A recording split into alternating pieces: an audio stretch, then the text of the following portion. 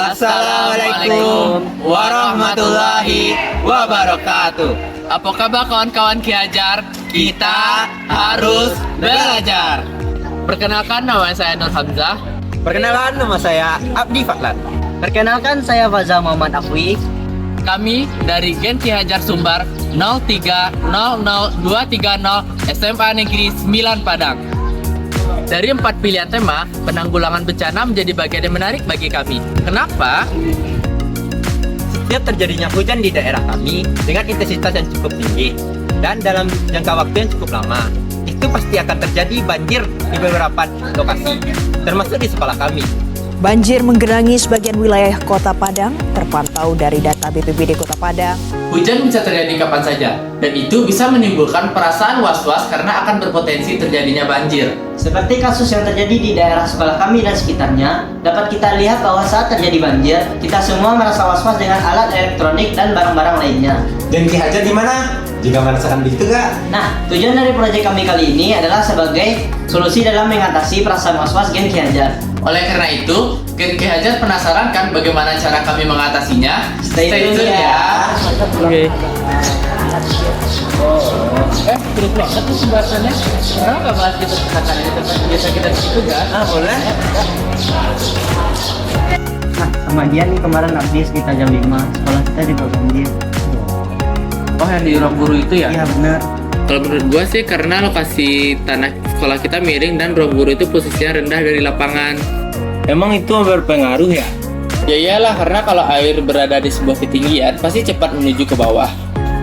Tahu gak kalian, di jurnal ini juga dijelaskan 3 jenis banjir yang ada di Kota Padang untuk daerah ini, yaitu banjir yang genangan air, banjir bandang, ataupun banjir rob.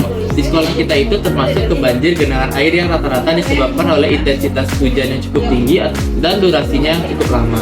Nah, kalian ingat juga kan guys, waktu awal-awal kita sekolah 14 Juli itu banyak terjadi banjir di kota kita. Oh iya. Satunya tempat suku gua, dan itu masih karena hujannya terlalu lama dan deras bro.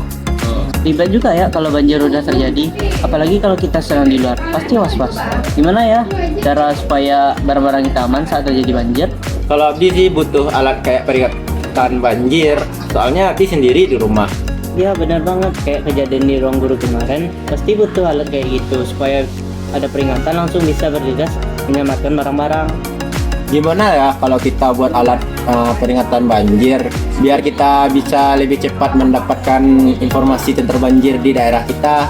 Bisa tuh pakai microcontroller yang kita program menggunakan sensor ultrasonik untuk mengetahui tingginya banjir dan buzzer untuk memberikan peringatan melalui suara. Ini pelajaran informatika gua 2 minggu yang lalu, jadi kita bisa menyesuaikan programnya dengan menggunakan aplikasi Arduino IDE. Itu sangat berguna loh alatnya, kalau ada mendeteksi banjir dia akan berbunyi.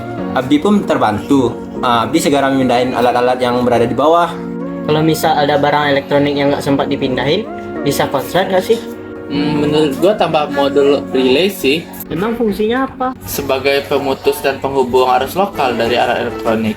Berarti kabel elektroniknya langsung dipotong dong untuk menghubungkan ke relay. Apa nggak rusak alat elektroniknya? Kalaupun nggak rusak, jelek nggak sih? Gimana ya? Gimana kalau terminal listrik aja yang kita hubungkan ke relay? Jadi arus alat elektronik diambil dari terminal listrik.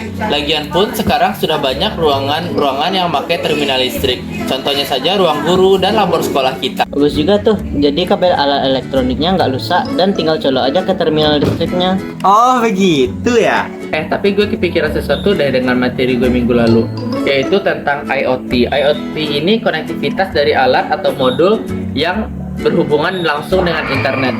Salah satu microcontroller yang terintegrasi dengan IoT yaitu non-MCU. Berarti alatnya bisa terhubung langsung ke internet dong? Benar banget. Jadi dengan IoT kita bisa mengirimkan notifikasi ketika terjadinya banjir. Jadi alat kita itu tidak berfungsi hanya untuk memutus sambungan alat elektronik dan untuk pengingat aja. Bagus banget tuh, jadi Abdi langsung tahu kalau terjadi banjir ketika Abdi lagi di luar. Jadi Abdi nggak was-was lagi. Sekarang kita coba tanya ke Bu Dina yuk. Berfungsi nggak ya alat ini untuk mengantisipasi banjir?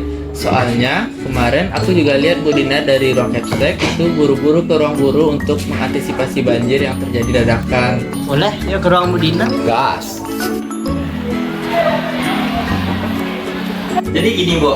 Bagaimana kalau kita buat alat antisipasi banjir, Bu? Untuk ruang guru di sekolah kita? Ya buat tadi udah sempat diskusi tentang alat ini yang bisa memberi peringatan banjir dari suara, notifikasi dari telegram, memutus jaringan lokal alat elektronik dari terminal listrik agar tidak merusak kabel alat elektroniknya.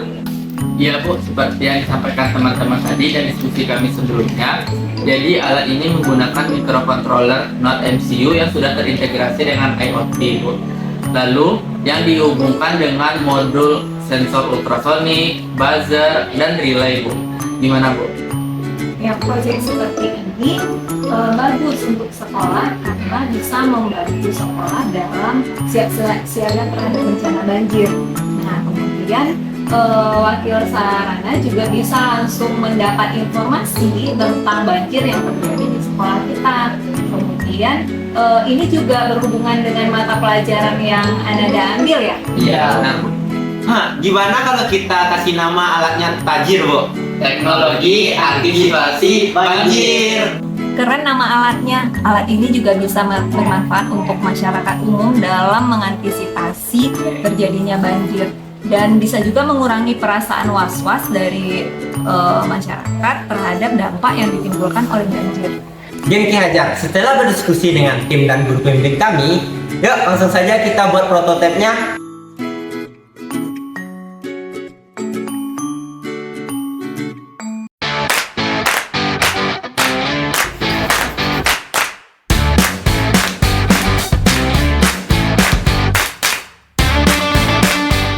Nah, selanjutnya yuk kita lakukan pemrograman Tajir.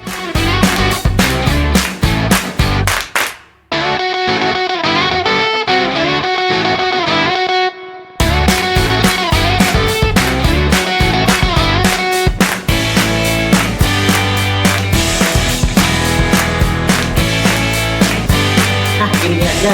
Yuk kita coba prototipe alatnya. Kira-kira berhasil nggak ya?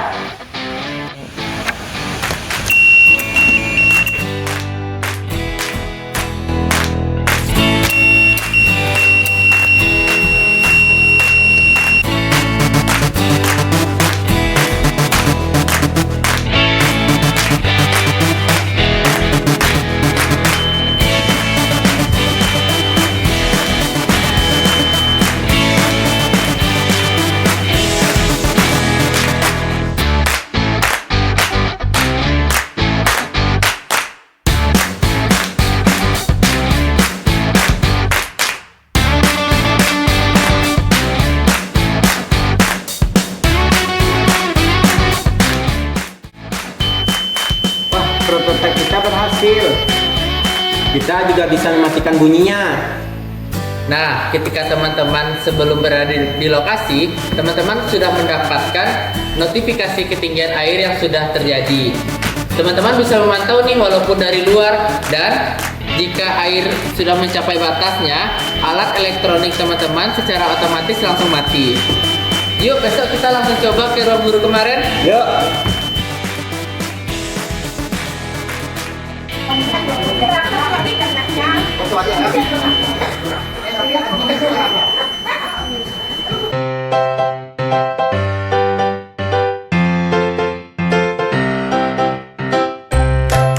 Assalamualaikum warahmatullahi wabarakatuh. Saya sebagai wakil sarana dan prasarana di SMA Negeri 9 Padang merasa sangat terbantu sekali dengan alat yang telah didesain oleh anak-anak kami, yaitu alat Tajir, teknologi antisipasi banjir.